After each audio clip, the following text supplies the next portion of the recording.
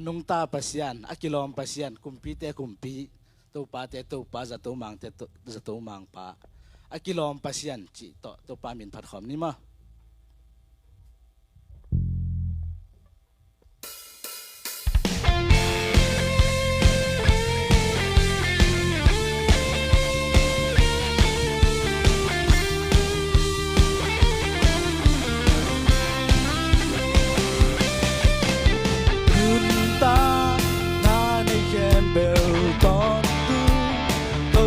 pasian tilom tau pa phat jadu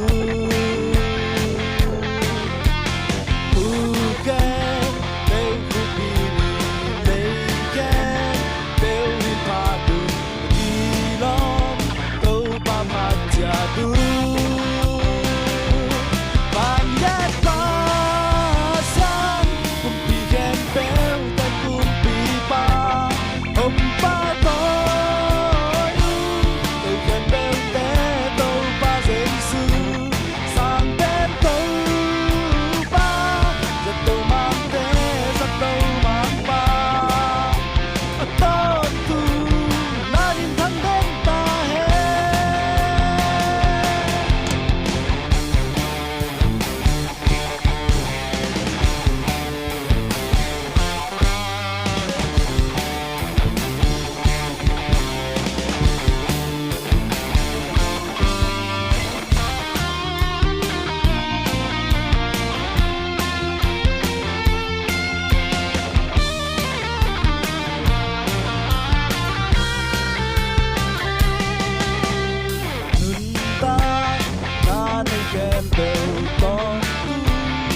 ompa pasian kilom